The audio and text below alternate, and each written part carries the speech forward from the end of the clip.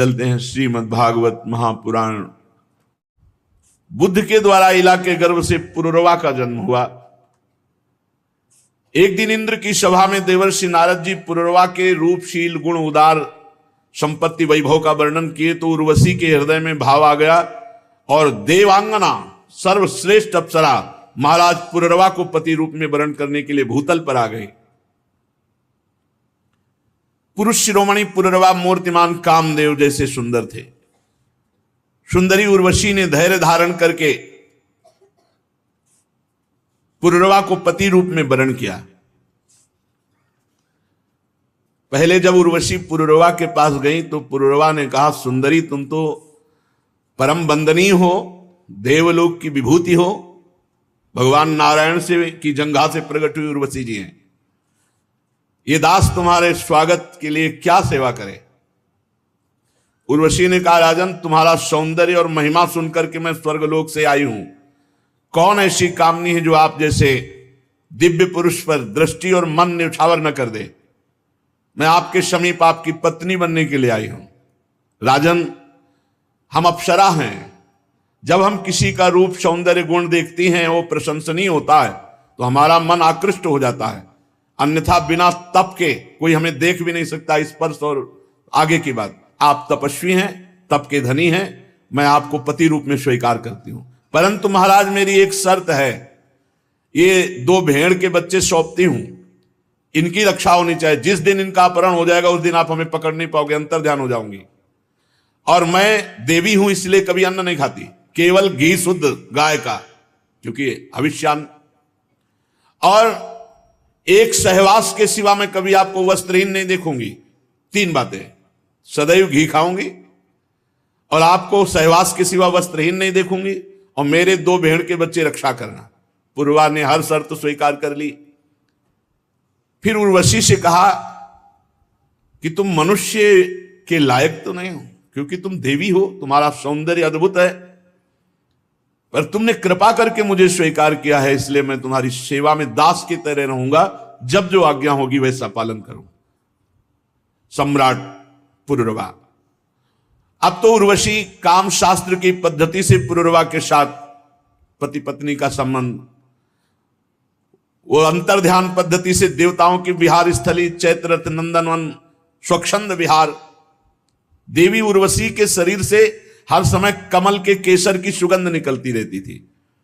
राजा पुरुरवा को कितने वर्ष व्यतीत हो गए पता ही नहीं चला।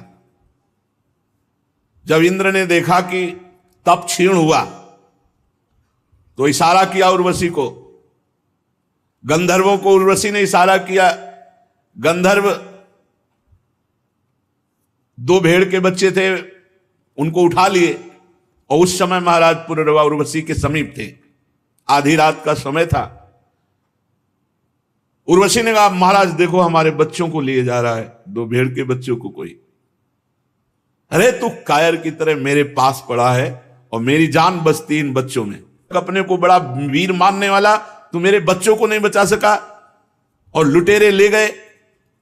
ये स्त्रियों के सामने वीरों की सी बात करने वाले बहुत पाए जाते हैं, लेकिन वीरता दिखाने वाले कम होते हैं। जैसे किसी हाथी को अंकुश से बेच दिया हो। अब महाराज को ध्यान नहीं रहा, सहवास के सिवा वस्त्रहीन नहीं, और वो एकदम तलवार लेकर रक्षा के लिए बड़े वस्त्रहीन अवस्था। उर्वशी अंतर ध्यान। अब जो पागलपन महाराज का चढ़ा, वैसे ही वस्त्रहीन, वस्त्र नहीं धारण किए, जो देखा उर्वशी अंतर ध्यान। अब उनको ध्यान आया कि मेरी गलती हो गई। अब हा उर्वशी विह्वल उन्मत्त पागल की तरह, कभी सरस्वती नदी के तट पर, कभी कहीं विकल, बस एक लगन थी एक बार पुनः देख लूं। उर्वशी जी तो देवी हैं। उर्वशी जी ने दया की। ये सरस्वती नदी के तट पर पागलों की तरह हा उर्वशी हा 5 अपनी सखियों के साथ प्रकट हुई। जे ही उर्वशी जी को देखा तो जैसे प्राण आ गए हों। कहा, निष्ठुरे एक बार तो एक क्षण मेरे से बात कर लेने, मेरे प्राण व्याकुल। तो कहा, जाओ महाराज, मैं किसी की नहीं हूं मैं किसी की नहीं हूं। जब तप बढ़ता है तो उस तप को क्षीण करने के लिए मुझे भेजा जाता है। मेरा कोई पति नहीं, मेरा कोई मित्र नहीं, कोई मेरा कुछ अपना नहीं लगता है। महाराज के देवी ये शरीर, ये चक्रवर्ती सम्राट तुम्हारा दास है, ऐसा मत कहो, नहीं अभी ये मर जाएगा। और देखते देखते इसे भेड़िए और गीद खा जाएंगे। स्त्रियों हा करुणा क्रूरा दुर्मर्षा प्रिय सहसा। सुनो महाराज, हम वो स्त्री हैं जो बड़ी निर्दयी हैं, केवल प्यार का नाटक करती हैं। कितनों को, तपस्वियों को, कितनों को जो तप के धनी थे उनसे मिली, किसी की हुई क्या? क्रूरता मेरे स्वभाव में है। अगर मैं चिढ़ जाऊं तो अपने सुख के लिए बहुत से बड़ा साहस का काम कर सकती हूं। जो मैं स्वार्थ के वशीभूत होकर प्यार की बातें करती हूं, वही मैं उसकी हत्या भी कर सकती हूं। मुझ स्त्रियों के हृदय का सौहार्द तो केवल लुभावने मात्र का होता है। हे तुम्हारे जैसे भोले लोग झूठ मूठ हमारी मीठी मीठी बातों में फंसकर अपना दिल दे बैठते हैं, और हम तप क्षीण होने पर तुरंत उसको लात मार के त्याग दिया और नए पुरुष को स्वीकार किया। यहां तो तप है, देवी है। मृत्यु लोक में अगर अपने सुख से बढ़कर सुख मिलने वाला है, ये सुंदरता का घमंड, ये भोग ईश्वर की लालसा बहुत बड़े बड़े तक है। इसीलिए ब्रह्मा भी नमस्कार करते हैं जो भगवान का भजन करने वाले शरणागत भक्त हैं। फिर भी तुम धीरज धरो, राज राजेश्वर हो, घबराओ मत। तुम्हारी ऐसी ही लालसा है तो तुम्हारा विशुद्ध प्रेम देखकर हम तुम्हें एक वरदान देते हैं। साल में एक बार आएंगी और तुम्हें दर्शन देके चली जाएंगी, साल में एक बार। राजा पुरुरवा से और उर्वशी से जो संतान हुई वो आगे इस चंद्र वंश को बढ़ाने वाली हुई। एकादशी स्कंद में पुरुरवा को जब उर्वशी से वैराग्य हुआ, तब जो वचन आगे आएंगे। महाराज पुरुरवा सिर्फ उर्वशी का ध्यान करते थे, उर्वशी के ध्यान में रहते। सोचो, अगर भगवान की एक झलक हो जाए तो फिर कैसे कोई छोड़ सकता है? ये तो मायाकृत शरीर है। महाराज पुरुरवा बहुत सी यज्ञ की, अग्निदेवता को रिझाया और उर्वशी लोक की इच्छा की, मैं उर्वशी से मिलूंगा यज्ञों के द्वारा, यजन करके। त्रेता के पूर्व सतयुग में एकमात्र प्रणव ही मंत्र था, ओम। इसी में वेद समाहित थे, सारे वेद इसी के अंतर्भूत थे। देवता एकमात्र भगवान नारायण, अग्नि भी तीन नहीं केवल एक ही, और वर्ण भी केवल एक, हंस। त्रेता के प्रारंभ में पुरुरवा से ही वेदत्रयी और अग्नत्रयी का आविर्भाव हुआ। राजा पुरुरवा ने अग्नि को संतान रूप में स्वीकार करके उर्वशी लोक की प्राप्ति की। तपस्या साधना पूरे जीवन केवल उर्वशी के लिए। 6 पुत्र उर्वशी से प्रकट हुए महाराज पुरुरवा से, आयु, श्रुतायु, सत्यायु, रय, विजय और जय। श्रुतायु का पुत्र था वसुमान, सत्यायु का श्रुतंजय, रय का एक और जय का अमित, विजय का भीम, भीम का कांचन, कांचन का होत्र, होत्र का पुत्र जन्नु। ये वही जन्नु थे, ये तपपरायण थे और भगीरथ जी गंगा जी ले जा रहे थे। तो जे ही इनके आश्रमों तुम अंजुलि बांधियो, गंगा जी को पी गए। अब भगीरथ ने कहा, महाराज हमारे पुरखे तो ऐसे ही रह गए, आप तो पूरी गंगा जी पी गए, पूरी गंगा जी पी गए। तो बड़ी प्रार्थना की, तब जन्म ऋषि ने गंगा जी को, तो उनका जाह्नवी नाम पड़ा इसी से। अंजलि में लेकर के जैसे अगस्त जी समुद्र पी गए थे, ऐसे जन्नु जी गंगा जी पी गए थे। जन्नु का पुत्र था पुरु, पुरु का बलाक, बलाक का अजग, अजग का कुश, कुश के 4 पुत्र कुशाम्बु, तनयवश और कुशनाभ। इनमें से कुशाम्बुद के पुत्र हुए महात्मा गाधी, विश्वामित्र जी के वंश के। गाधी की कन्या का नाम था सत्यवती, बहुत ही सुंदर पवित्र स्वभाव वाली। तो ऋषि ने देखा गाधी की कन्या सत्यवती को, तो जाकर के गाधी जी से कहा कि अब मेरे मन में इच्छा हुई कि मैं गृहस्थी बनूं, तो आपकी पुत्री को देखकर मेरे मन में आया, तो आप मुझे दान कीजिए। ऋषि महात्मा ऐसी, अब वो ना तो नहीं कर सकते थे, सांप का भय है। तो उन्होंने कहा, महाराज हमारी कन्या की एक शर्त है, 1000 ऐसे घोड़े लाके आप भेंट में दीजिए जिनका सारा शरीर श्वेत का हो, एक कान केवल श्याम वर्ण हो। 1000 घोड़े। क्योंकि उन्होंने सोचा कहां से लाएंगे ऋषि मुनि। गादी जी की बात सुनी, ऋषि मुनि ने ध्यान किया ऐसे घोड़े कहां है, तो पता चला वरुण जी के पास। तो सीधे वरुण जी के पास गए और आदेश किया 1000 घोड़े दे दो। उन्होंने तुरंत दे दिया। ऋषियों में बड़ी सामर्थ्य। अब तो कोई प्रश्न नहीं रह गया महाराज गादी के, अब तो देना पड़ेगा। तो सत्यवती जी को ऋषिक मुनि के हाथ पाणी ग्रहण कराया। काफी समय हो गया, वो अपने ब्रह्म ध्यान में ही रहते, कभी वार्ता ही नहीं करते सत्यवती से। केवल मन आया था गृहस्थ धर्म में जाएंगे। पर इन महान सती साध्वियों की भी कि कभी उनकी साधना में कोई विघ्न नहीं। एक दिन गाधी जी की पत्नी ने कहा, तुझे पता नहीं तेरे पति कितने सामर्थ्यवान तपस्वी हैं, बात कर। मेरे भी कोई संतान नहीं तेरे सिवा, और तेरे भी कोई संतान नहीं। दोनों ऋषि एक दिन जब ध्यान से उठे तो चरणों में गिर करके सत्यवती जी ने कहा कि हमें और हमारी मां को संतान की इच्छा है। महर्षि ऋषिक ने कहा ठीक है। एक चरु पकाया और चरु पका करके 2 भागों में अलग अलग किया। एक चरु अपनी पत्नी के लिए और एक सास के लिए, और दोनों को अलग अलग बताया। सास को बट वृक्ष का आलिंगन करना और पत्नी को कहा पीपल वृक्ष का आलिंगन करना। सत्यवती की मां ने समझ लिया कि बाबा बहुत जोर का तपस्वी है, अपना संतान वाला चरु जरूर खास बनाया होगा। तो बेटी से कहा कि तुम हमारा चरु ले लो, हम तुम्हारा चरु लेते हैं। वो मोहवश ऐसा नहीं करना चाहिए था, पति का आज्ञा पालन करना चाहिए था, पर वो मोहवश ऐसा। जब खा पी के आलिंगन हो गया तो गर्भ ऋषि मुनि ने कहा जैसा हमने कहा था वैसा ही किया। तो उन्होंने सत्यवती जी ने हाथ जोड़कर कहा नहीं, त्रुटि हो गई, झूठ नहीं बोली। मां ने कहा कि आपने जो हमारे लिए चरु पकाया वो हमें दे दो, तो हमने मोहवशात दे। उन्होंने अनर्थ कर डाला। जानती हो तुम्हारा जो पुत्र होगा वो घोर लोगों को दंड देने में समर्थ और घोर स्वभाव का क्रोधी होगा, और तुम्हारा जो भाई होगा एक ब्रह्मवेत्ता ब्रह्म ऋषि होगा। तुम्हारी मां क्षत्रिय कुल से है गादी, और हम ब्रह्म ऋषि हैं। हमने अपनी संतान ब्रह्म ऋषि वो वहां होगी, और तुम्हारे घोर क्षत्रिय स्वभाव का दंड देने वाला नाक में गुस्सा। सत्यवती जी ने समझा था हमारे पति सर्व सामर्थ्यशाली है, तो ठीक समझती, चरण पकड़ लिए। एक ब्रह्म ऋषि की पत्नी के गर्भ से घोर क्षत्रिय स्वभाव वाला प्रकट होना निंदनीय है। भगवान भूल हो गई, आप कृपा करो। तब उन्होंने कहा चलो पुत्र तो सौम्य ब्रह्म ऋषि होगा, लेकिन तुम्हारा पौत्र जो होगा वो घोर स्वभाव का होगा।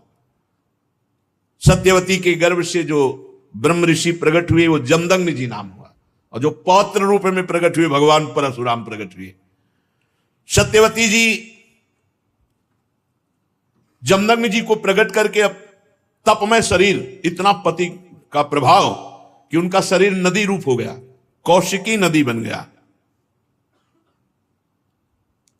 रेणु ऋषि की कन्या रेणुका से जमदग्नि जी का पाणी ग्रहण संस्कार हुआ, और रेणुका के गर्भ से जमदग्नि जी के वसुमान आदि कई पुत्र हुए, और सबसे छोटे पुत्र भगवान परशुराम जी। और उधर गाधी तने में भगवान विश्वामित्र जी, जो चरु सासू ने पाया था उससे विश्वामित्र जी प्रकट हुए, महान ब्रह्म ऋषि, महान तपस्या से युक्त। परीक्षित कहते हैं कि है वंश का अंत करने के लिए स्वयं भगवान ने परशुराम के रूप में अवतार ग्रहण किया। 21 बार क्षत्रियों का विनाश किया पूरे विश्व के। राजा परीक्षित ने पूछा प्रभु क्या अपराध हो गया क्षत्रियों से कि भगवान परशुराम जी ने 21 बार घूम घूम करके पूरे भूमंडल से क्षत्रियों का विनाश किया। श्री सुखदेव जी महाराज कहा कि परीक्षित ये उन दिनों की बात है जिस समय है वंश का अधिपति शास्त्राबाहु अर्जुन, वो एक महान बलवान श्रेष्ठ राजा था, और खास बात उसने दत्तात्रेय जी को प्रसन्न कर लिया था, अवधूत शिरोमणि दत्तात्रेय जी, और उनसे 1000 भुजाएं, कभी शत्रु से युद्ध में पराजित ना होना, कभी कोई ऐश्वर्य की कमी ना होना, जो इच्छा करे वो प्राप्त हो जाना, ये सब वरदान प्राप्त किए थे भगवान दत्तात्रेय जी से। अब अबाध बल, अतुल संपत्ति, तेजस्विता, वीर कीर्ति, शारीरिक बल, सब कुछ दत्तात्रेय जी से प्राप्त हो गया था। एक तरह से वो महायोगेश्वर खुद बन गया था दत्तात्रेय जी की कृपा से। शास्त्राबाहु अर्जुन वो ऐसी सिद्धियां जान गया था कि सूक्ष्म से सूक्ष्म, स्थूल से स्थूल वो शरीर धारण कर लेता, बड़ी सिद्धियां उसकी, वो वायु की तरह कहीं भी पहुंच जाता। ऐसी सिद्धियां दत्तात्रेय जी से प्राप्त की। एक बार ये गले में वैजंती माला डालकर और बहुत सी सुंदर स्त्रियों के साथ नर्मदा जी में जल विहार कर रहे थे, और उधर रावण नर्मदा के किनारे दिग्विजय करते हुए अपने तंबू लगाए हुए था। तो 500 भुजाएं इधर, 500 भुजाएं इधर, पूरी नर्मदा के जल को रोक दिया शास्त्राबाहु अर्जुन ने। रावण का शिविर डूबने लगा उधर। तो रावण ने पूछा, बिना वर्षा के कैसे बाढ़ आ गई उल्टा? बोले, महाराज एक वीर है जो स्त्रियों के साथ जल में खेल रहा, खेलते खेलते नर्मदा को उल्टा प्रवाहित कर। तो उनका हमसे बड़ा वीर कौन है? रावण बड़े घमंड में गया, अपने को बड़ा वीर मानता था, और जाके शास्त्राबाहु अर्जुन से अब वीरता की बातें करने लगा। तो उन स्त्रियों को प्रसन्न करने के लिए खिलवाड़ में तो ऐसे रावण को पकड़ लिया शास्त्राबाहु अर्जुन ने, बंदर के समान एक पिंजड़े में बंद करके, और अपनी राजधानी माहिष्मति ले जा करके जहां घोड़े थे वहां पिंजड़ा रख दिया। पिंजड़े में 10 खोपड़ी वाले रावण को 20 भुजा, 1000 भुजा वाला शास्त्राबाहु अर्जुन, और सब सिद्धियां प्राप्त किए। तब महाराज पुलस्त जी को पता चला कि दिग्विजयी रावण घोड़सार में एक पिंजड़े में बंद है। तब जाके शास्त्राबाहु अर्जुन के सामने गए, तो शास्त्राबाहु अर्जुन ने पूजन किया, क्योंकि पुलस्त ऋषि, तो उन्होंने आज्ञा करी कि छोड़ दो, हमारा नाती है। छोड़ दिया रावण को। अब शास्त्राबाहु अर्जुन का अभिमान बढ़ता चला गया, क्योंकि दिग्विजयी रावण जैसे को बंदी बना लिया। अब वो एक दिन शिकार खेलने के लिए अपने परिकर के साथ जंगल में गया, तो प्यास लगी। तो पास में जमदग्नि जी का आश्रम था। तो जमदग्नि ऋषि के आश्रम में पहुंचे। मुनि ने देखा कि बहुत बड़ा राजा आया हुआ है, तो इसका स्वागत, राजा भगवान का स्वरूप है। अब जंगल में वही कंदमूल फल, तो कामधेनु जमदग्नि जी की गाय का नाम था, जो इच्छा करो वो प्रकट कर दे। अब मंत्री, सेना और राजा का स्वागत करना है, तो वैसे ही सेवक, वैसे ही सामग्री, सब व्यवस्था। शास्त्राबाहु अर्जुन ने कहा कि बाबा जी के पास ऐसी व्यवस्था कहां से हो सकती है कि इतने सैनिक, इतने सेवक, इतनी धातुओं के पात्र और भोजन सब। बोले, कहीं कोई रसोईया नहीं, सब एक गाय का चमत्कार है। बोले, ऐसी गाय तो हमारे पास होनी चाहिए, संत के पास क्या। अब जमदग्नि मुनि का ऐश्वर्य कामधेनु से था, तो चिढ़ गया शास्त्राबाहु, जबकि प्रसन्न होना चाहिए कि इतना बढ़िया स्वागत किया। और उसने आदेश किया जमदग्नि ऋषि से कि कामधेनु हमारे सैनिकों को दे दो। जमदग्नि जी ने कहा, नहीं, ये तो यज्ञ के, हविष्यान्न के लिए, अतिथि सेवा के लिए है। तो कहा, मैं एक बार केवल कहता हूं, दोबारा छीन लेता हूं। शास्त्राबाहु अर्जुन ने आदेश किया, कामधेनु को बंदी बनाकर ले चलो। अब कामधेनु डकराती हुई बलपूर्वक शास्त्राबाहु अर्जुन महिष्मतिपुरी ले गए। जब शाम के परशुराम जी आए, तो आश्रम सब उजड़ा हुआ। मां से पूछा, तो उन्होंने बताया कि सारा का सारा दुष्टता का वृत्तांत तो शास्त्राबाहु अर्जुन है वंशी। भयंकर फरसात हाथ में लिए हुए परशुराम जी जैसे किसी महामत वाले सिंह को कोई दबा नहीं सकता, ऐसे गरजते हुए महिष्मतिपुरी गए। अभी वो मस्ती में था कि प्रवेश ही नहीं कर पाया था कि भगवान परशुराम जी पहुंच गए। परशुराम जी की बड़ी विलक्षण झांकी थी। हाथ में परशुराम, मस्तक पर जटा का मुकुट, त्रिपुंड लगा हुआ। जे भी शास्त्राबाहु अर्जुन झपटा, भगवान परशुराम जी ने जो जटाएं सूर्य की तरह चमक रही थी खोल लिया, और हाथ में फरसा धारण करके बात की बात में सारी सेना को विध्वंस करके, और उसके 1000 भुजाएं जो भगवान अवधूत शिरोमणि दत्तात्रेय जी के द्वारा दी थी, साहब काट के गिरा दी। फरसे का ऐसा प्रहार कि कोई सामने नहीं बचा, बाहें जांघें सब काट काट के। परशुराम जी के बाणों से जब है पति का सर्वनाश हो गया तो 10,000 लड़के थे शास्त्राभाव अर्जुन के, 10,000। भगवान परशुराम जी तो 10,000 लड़के तो अभी नहीं थे इनके साथ, ये अलग थे। सब पूरे परिकर सहित शास्त्राभाव अर्जुन को मार डाला भगवान परशुराम जी ने। कामधेनु छुड़ाकर आश्रम में ले आए। माहिष्मतीपुरी के शास्त्राभाव अर्जुन का विनाश बड़ा आश्चर्य में। जमदग्नि जी ने कहा, हाय हाय परशुराम, तुम क्या उपद्रव करते हो? अरे राम राम, वो राजा था, गाय ले जा रहा था, ले जाने देते, तुमने हत्या क्यों कर दी? राजा सर्वदेवमय होता है, तुमने अपराध किया। अरे हम लोग ब्रह्म ऋषि हैं, क्षमा हमारा बल है, संसार हमको इसीलिए पूजता है क्योंकि हम क्षमावान हैं। तुम्हारे ब्रह्मा जी भी क्षमा के बल से ही ब्रह्म पद पर स्थित है। ऋषियों की शोभा क्षमा होती है, ये सर्वशक्ति प्रदर्शन नहीं। भगवान तुम पर प्रसन्न हो, अब तुम तप परायण हो, तुमने अपराध किया, राजा का वध किया, ये ब्रह्म हत्या से भी बढ़कर है। जाओ तीर्थों का सेवन करते हुए तप करो और इसका प्रायश्चित कर डालो। भगवान परशुराम जी घुटने टेक कर जमदग्नि जी के आगे जो आज्ञा। अब 1 वर्ष तीर्थ यात्रा करके अपने आश्रम पर आए। परशुराम जी की माता रेणुका गंगा तट पर संध्या के लिए गंगा जल आदि लेने गई थी। वहां एक गलती हो गई माता जी से। आज सत्संग में कहा, नेत्र वाणी कान संभाल के नहीं अपराध बन सकता किसी से भी। तो वहां गंधर्वराज चित्ररथ अप्सराओं के साथ जल विहार कर रहा था। गंधर्वराज के जल विहार करते समय अंग प्रत्यंग और अप्सराओं की वो क्रीड़ा माता जी कुछ क्षण देखती रही, अच्छा लगा बस। कोई कामना नहीं हुई, कोई मलिनता नहीं आई, बस देखती रही, अच्छा लगा। और भूल गई कि संध्या का समय पतिदेव तर्पण आदि के लिए इसमें लिखा हुआ है कि उनका मन गंधर्वराजम क्रीडंतम मत्सरोभिर पश्यत, अच्छा लगा। विलोकयंती क्रीडंत मुदकार्थम नदीम गताहा, उनका मन खिंच गया चित्ररथ की इस अप्सराओं से केल। कहां जमदग्नि जी का एकांतिक भजन में स्वभाव, और माताजी ने जब चित्ररथ गंधर्व की केली देखी अप्सराओं से तो अच्छा लगा बस। ये संध्या का समय बीत गया।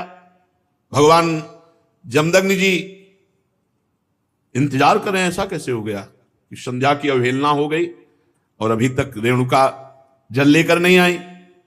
अब जे ही होश आया जमदग्नि ऋषि को, भयभीत हो गई कि अब तो भारी अपराध बन गया। वो महर्षि के सामने आई है, गंगा जल का कलश रखा, हाथ जोड़कर खड़ी हो गई। जमदग्नि मुनि ने कहा, मैं देख रहा था तुम्हारा मन चित्ररथ गंधर्व की केली देखने में खिंच गया। तुम अपराधी हो, पापिनी हो, तुम एक ब्रह्म ऋषि की पत्नी होकर ऐसा कैसे देखा?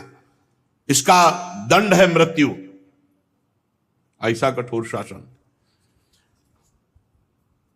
अन्य पुत्रों से कहा, मार डालो इसको, रेणुका को। किसी भी पुत्र की हिम्मत नहीं हुई। इतने में तीर्थ यात्रा करके भगवान परशुराम जी आए, प्रणाम किया। तो उनका बेटा, मां और भाइयों को मार डालो। परशुराम जी ने कोई विचार नहीं किया, तत्काल मां और भाइयों के फरसे से गले उड़ा दिए। सत्यवती नंदन महर्षि जमदग्नि जी बहुत प्रसन्न हुए और कहा, बेटा तुम्हारी जो इच्छा हो वरदान मांगो। परशुराम जी ने कहा, मेरी मां मेरे भाई जीवित हो जाए, उनको ये पता भी न रहे कि मैंने वध किया है। तत्काल जीवित हो गए। भगवान परशुराम जी के ऐसा कहते हुए ऐसे उठ के बैठ गए जैसे सो के, पूरे सकुशल। परशुराम जी को पता था हमारे पिता जमदग्नि जी कितने महान पवित्र ऋषि और तपोबल संपन्न हैं। शास्त्राभाव अर्जुन के वध का प्रायश्चित कर लिया था। परशुराम जी एकांत आश्रम के कोने में बैठकर ध्यानस्थ थे। बहुत दिनों के बाद शास्त्राभाव अर्जुन के लड़कों के हृदय की जलन। वो आए और देखा महर्षि जमदग्नि अग्निशाला में ध्यानस्थ बैठे हैं, उनको बाहर की कोई शुद्ध नहीं, वो सब प्लान बना के आए थे। पूरे आश्रम को उजाड़ दिया और माता रेणुका बड़ी दीनता से प्रार्थना कर रही थी, एक भी बात ना मानी और जमदग्नि जी का सिर काट ले गए। जमदग्नि जी ध्यानस्थ थे, बड़े नीच कार्य किए आश्रम में। रेणुका जी चीख पड़ी, बेटा परशुराम।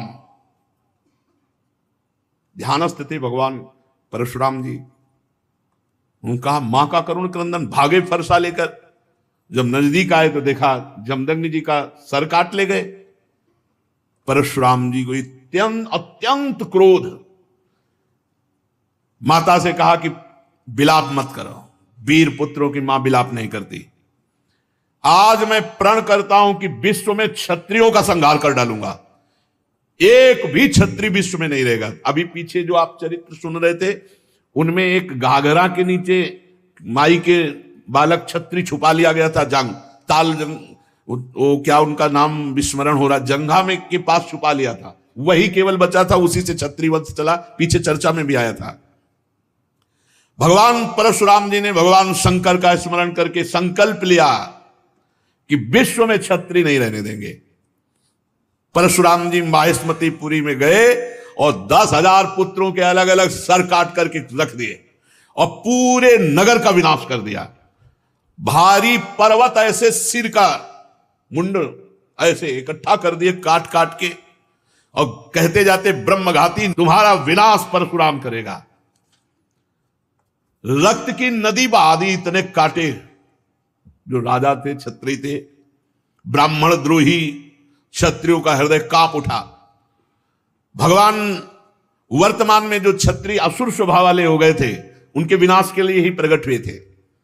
इसलिए अपने पिता जमदग्नि के वध का निमित्त बनाकर 21 बार, एक बार घूम के काट डाला, फिर 2 बार घूम के, 21 बार पूरे विश्व में घूम करके 5 तालाब समंत पंचक में रक्त के बना दिए काट काट के। और फिर अपने पिता का सर जो सुरक्षित रखा हुआ था माता के पास, जोड़ा और पुनः जीवित कर दिया। पहले 21 बार क्षत्रियों का विनाश किया, फिर अपने पिता का सर ला के जोड़ा, और फिर बाद में सबके प्रायश्चित के लिए यज्ञ की और 7 दिशाएं जीत करके ब्रह्म ऋषियों को दान कर दी। इसके बाद यज्ञांत स्नान किया और समस्त पापों से मुक्त होकर मेघरहित सूर्य के समान तेजस्वी परशुराम जी, जमदग्नि जी को स्मृति रूप संकल्प में शरीर की प्राप्ति हुई। भगवान परशुराम जी से सम्मानित होकर उस सप्त ऋषियों के मंडल में 7वें ऋषि होकर आज भी विराजमान है। परीक्षित कमल लोचन जमदग्नि नंदन भगवान श्री हरि परशुराम बनकर के आए और क्षत्रियों का विनाश करके जगत का मंगल किया। आज भी भगवान परशुराम जी विराजमान है महेंद्राचल पर्वत पर बड़े शांत स्वरूप। सिद्ध गंधर्व चारण उनके चरित्रों का गान करते हैं। सर्वशक्तिमान विश्वात्मा भगवान श्री हरि जब राम रूप में अवतार लिए और जब धनुष भंग हुआ तो अजगौ का खंडन सुनकर परशुराम जी के हृदय में क्षोभ हुआ कि फिर कोई क्षत्रिय ऐसा पैदा हुआ, क्योंकि वो सब विनाश लीला करके शांत, कौन ऐसा पैदा हो गया जो हमारे गुरु काज को खंडन कर दिया। अब ध्यान के द्वारा, वहां फोन से तो मतलब नहीं, ध्यान के द्वारा देखा, बोले विदेहराज जनक की नगरी मिथिला पहुंच गए, इनके चलने से ही पृथ्वी कांपती थी। देख ले कि परशुराम जी आ रहे तो मतलब जितने भाग पाए नहीं, चरणों में लौट जाते थे अपने बाप बाबा का नाम लेते हुए। ऐसा सहज चितवन मनोह रिसाने, ऐसे देख लिए तो समझ गए हमारी आयु पूरी हो गई। कोई भी हो, ऐसा रुद्र रूप भगवान परशुराम का, पिता सहित नाम लेकर सब दंडवत प्रणाम। महाराज जनक भी सब सीता जी को लाके, विश्वामित्र जी राम लक्ष्मण को लाके दंडवत कराई। भगवान परशुराम ने कहा, जनक इस सभा में कौन ऐसा है जो हमारे गुरु भगवान शंकर के अजगौ का खंडन करने वाला है। सारी सभा उसको छोड़कर अलग हो जाए या वो सभा को छोड़कर अलग हो जाए, नहीं अभी सारी सभा मारी जाएगी। अब तो कोई उनके ये थोड़ी था कि केवल भाषण दे रहे हैं, उन्होंने 21 बार क्षत्रियों का, पूरी जनकपुरी में हाहाकार मच गया। जानकी जी को एकांत लेकर उनकी माता रोने लगी, सब बन गया था, बिगड़ गया, नहीं तो बढ़िया बन गया था। अजगो खंडन हो गया, राम जी के साथ सिया जी का ब्याह हुआ। हार उलरे चलाए दे रहे थे परशुराम जी। लक्ष्मण जी ने कहा, महाराज महाराज थोड़ा शांति धारण करो, शांति, ऋषि का स्वरूप शांत, घोर वेश धारण किए हुए हो, कैसे बार बार, ये ऋषियों की मर्यादा। अरे ये किसका लड़का है, हमको समझा रहा है, परशुराम जी हमको समझा रहा है, हमारा गीत ना विश्वामित्र जी का बता दो हम कौन है। अरे लक्ष्मण जी ने कहा, गुरु जी के बताने की जरूरत है, आप कई बार बता चुके हो, आपने तो अपने मुख से कई बार बताया कि आपने फरसा से क्षत्रियों को काटा, ये खूब बता चुके हो। महाराज यहां कुमड़ बतिया को नाही, जे तर्जनी देख मर जाही। ये बार बार उलरो मत, गुस्सा मत दिखाओ, यहां कुम्हड़ा की बतिया नहीं कि तुम्हारी तर्जनी अंगुली देखने से हम, महाराज हम रघुवंशी हैं। जहां परशुराम जी का क्रोध बढ़ता वहां राम जी आगे आ जाते, हाथ जोड़कर विनय करने लगते। तब उन्होंने कहा, पहला फरसा तुम्हारे चलेगा। राम जी से कहा कि पहला, क्योंकि जब हमको क्रोध आता है, ये छोटा राजकुमार क्रोध दिलाता है, इसको तो समझाते नहीं, और हमसे विनय करते हो, और हमें लगता है कि तुम ही ने अधिको खंडन किया है। राम जी ने कहा, हां आपका कोई दास, निज दास, वही ऐसा करने के साहस कर सकता है। अरे दास तो सेवा करता है, स्वामी के प्रति अपराध नहीं करता है। बहुत क्रोधित होकर के तब उन्होंने कहा परशुराम जी से, सावधान, अभय होए जो तुम्हें डराए। पहली बात तो जो आपसे डर जाता है वो अभय हो जाता है, क्योंकि आपका स्वरूप ऐसा है। और दूसरी बात हम आपको बता रहे हैं, हम रघुवंशी हैं, काल भी सामने ललकार दे तो कदम पीछे नहीं हटाते। भगवान श्री राम के गंभीर वचन जे ही कान में पड़े, वो आंख में आंख मिलाई तो थर्रा गए परशुराम जी, और कहा, एक हमारा संशय निवृत्त करो, इस धनुष पे प्रत्यंचा चढ़ा दो, बस मेरे हृदय में कुछ संशय हो गया। ऐसे ही जे ही लेने को हुए से धनुष आ गया, खिलवाड़ में चाप चढ़ा दी। तो उनका भगवान श्री हरि के सारंग धनुष पर चाप केवल श्री हरि चढ़ा सकते हैं। आप श्री हरि हैं, आप हमारे भगवान हैं, और भगवान के चरणों में झुके।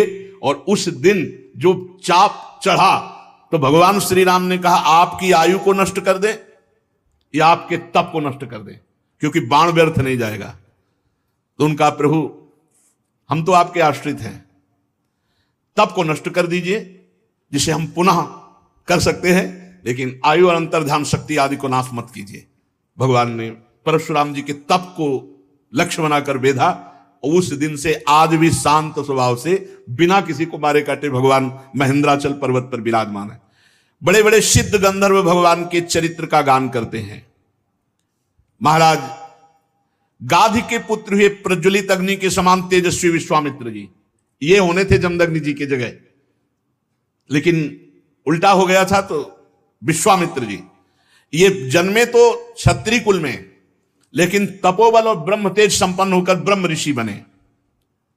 विश्वामित्र जी के 100 पुत्र हुए, उनमें बिचले पुत्र का नाम था मधुच्छंदा, इसलिए सभी पुत्र मधुच्छंदा के नाम से विख्यात हुए। विश्वामित्र जी ने भृगुवंशी अजिगर्त के पुत्र अपने भांजे सुनासेप को, जिसका एक नाम देवरात था, पुत्र रूप में स्वीकार कर लिया, और पुत्रों से कहा, तुम लोग इसे अपना बड़ा भाई मानो। ये वही प्रसिद्ध भृगुवंशी सुनासेप था जिसे हरिश्चंद्र के यज्ञ में यज्ञ पशु के रूप में मोल लेकर लाया गया था। विश्वामित्र जी ने प्रजापति वरुण आदि देवताओं की स्तुति करके उसे पास बंधन से छुड़ा लिया। देवताओं के यज्ञ में यही सुनासेप देवताओं द्वारा विश्वामित्र जी को दिया गया, इसलिए देवरात, देवई ही राता, तो देवरात गादी वंश में महान तपस्वी देवरात के नाम से विख्यात हुए। जिन विश्वामित्र जी के पुत्रों ने सुनासेप को बड़ा भाई मानने से इनकार कर दिया, तो विश्वामित्र जी ने क्रोधित होकर शाप दे दिया, जाओ तुम सब म्लेच्छ हो जाओ। तो वही उन्हीं से म्लेच्छों की उत्पत्ति हुई। 49 भाई अलग अलग म्लेच्छ हो गए। तब विश्वामित्र जी ने बिचले पुत्र मधुच्छंदसा से अपने से छोटे 50 भाइयों के लिए आज्ञा की कि इनको धर्म पूर्वक चलाओ, सुनासेप को बड़ा भाई स्वीकार करो। विश्वामित्र जी की आज्ञा का पुत्रों ने जो पालन किया, वो उनके कुल में बड़े प्रशंसनीय और धन्य हुए।